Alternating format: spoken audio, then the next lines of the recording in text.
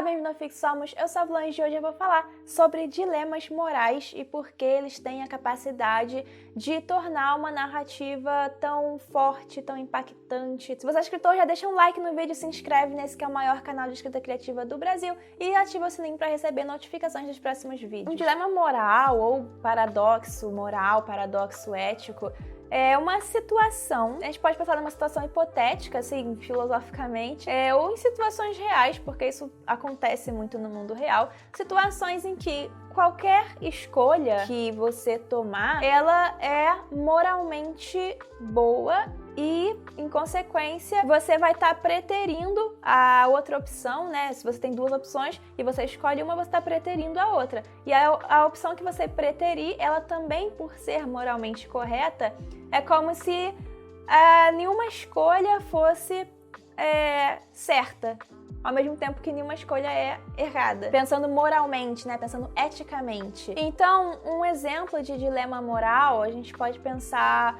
na escolha de Sofia, né? Que é o quê? É praticamente uma expressão, né? Hoje em dia, mas essa expressão ela parte de uma história ficcional, um livro que chama A Escolha de Sofia, que depois virou um filme muito famoso com o mesmo nome, né? A Escolha de Sofia, que conta a história dessa personagem, a Sofia. Ela é uma prisioneira em Auschwitz, né? O campo de concentração ali na Alemanha durante a Segunda Guerra Mundial.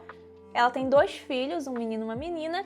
E aí os nazistas falam pra ela, olha, a gente vai matar um dos seus filhos e você vai poder escolher qual vai morrer e qual vai viver. Então é um paradoxo nesse sentido, porque escolher a menina é errado, escolher o menino é errado. Escolher a menina é certo, escolher o menino é certo. E aí o interesse do dilema moral dentro de uma narrativa é justamente esse. Se as duas opções são ao mesmo tempo certas e erradas, para você fazer uma escolha, ou melhor, para o personagem fazer uma escolha, ele vai ter que montar uma certa teoria moral para justificar a escolha dele. E essa justificativa, ela sempre acaba sendo interessante de se observar enquanto leitor, enquanto espectador, porque não é algo fácil de se ter uma resposta, né? Então isso sempre acaba mexendo com a própria moral do público, né? O próprio público, o próprio leitor, ele vai também criar ali alguma justificativa para saber o que ele mesmo escolheria naquela situação. Então, quando o escritor consegue montar um dilema moral bem feito, isso pode ser muito poderoso e também uma coisa muito poderosa que acaba precisando vir junto com isso é trazer as consequências da escolha do personagem. Então, quando o escritor consegue explorar esses sentimentos e mostrar as consequências da escolha, cada consequência despertando mais ainda aqueles sentimentos, isso pode ser muito potente na literatura. Então, assim, um exemplo muito clássico de dilema moral é a questão assim, você está no comando de um trem e aí o trem tá assim numa bifurcação e ele vai ter que ir para um dos dois lados. Só que de um lado estão atravessando 5 pessoas, 5 adultos, do outro lado está atravessando uma criança. E você tem que escolher um dos lados para o trem ir e ele vai atropelar ou os 5 adultos ou a criança, né? Vai atropelar e matar. E aí, qual você escolhe? Inclusive, respondam aqui nos comentários o que você faria nesse caso, o que você escolheria e por quê. Esse porquê é o mais importante quando a gente pensa em trazer um dilema moral para a literatura, né? A justificativa do personagem. A justificativa é aquilo que tem mais potencial para ser trabalhado pelo escritor. Crime e Castigo, do Dostoiévski. Basicamente, o crime que o personagem aqui comete é que ele mata uma mulher que é tipo uma agiota, né? Uma dona de uma loja de penhoras que também empresta dinheiro para as pessoas, enfim. E o personagem aqui, o Raskolnikov, o protagonista desse livro, ele cria toda uma justificativa moral para que ele diga que é moralmente ok, sabe, que é ético matar essa mulher. Então é como se fosse um dilema moral construído aqui, um dilema moral meio que forjado aqui por essa mentalidade do personagem, que só faz sentido ser pensado como um dilema moral quando a gente se coloca na mente desse personagem.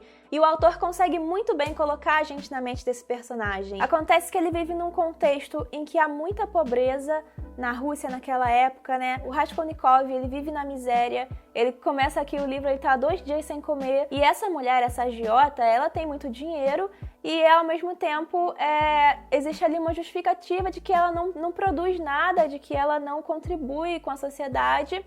E o dinheiro dela, se ela morresse e alguém pegasse esse dinheiro, poderia salvar vidas de trabalhadores que realmente queiram contribuir para a sociedade, que realmente vão usar aquele dinheiro para fazer algo construtivo. Então, uma vida, a vida dessa mulher, poderia salvar 100 vidas de pessoas que estão na miséria e que iriam contribuir muito mais do que essa mulher para a sociedade. Então é mais ou menos esse raciocínio que o Raskolnikov, ele na verdade meio que importa de um outro cara lá que estava conversando. E essa justificativa faz com que a escolha de matar essa mulher tenha quase que o mesmo peso da escolha de não cometer esse assassinato e assim, vamos dizer, deixar com que essas 100 outras vidas não sejam salvas. Por um lado, é uma velhota tola, absurda, insignificante, má, doente, que não é útil a ninguém e ao contrário prejudica a todos, que não sabe para que vive e amanhã morre de morte natural. Por outro lado, forças jovens, viçosas, sucumbem em vão por falta de apoio,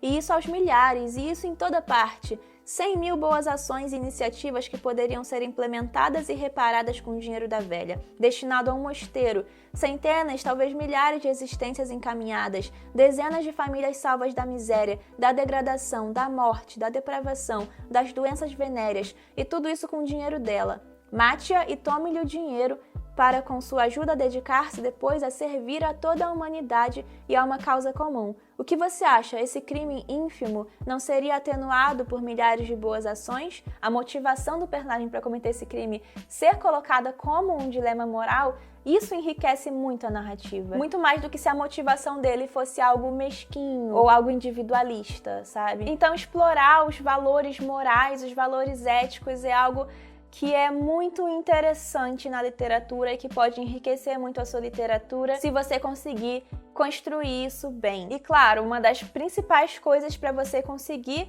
construir dilemas morais, construir questões assim em que o personagem vá questionar valores morais e vá, tentar criar uma justificativa lógica para as escolhas dele. Uma das principais coisas para que isso dê certo, para que isso funcione na literatura, é que você consiga construir personagens muito bem. E se você quiser dicas para construir personagens na literatura, vem aqui nessa playlist que tá aqui nos cards, que tem vários vídeos com dicas para você. Se você gostou, dá um like e se inscreve nesse canal, que é o maior canal de escrita do Brasil. Aqui na descrição tem link para os meus livros e para as minhas redes sociais. E até a próxima!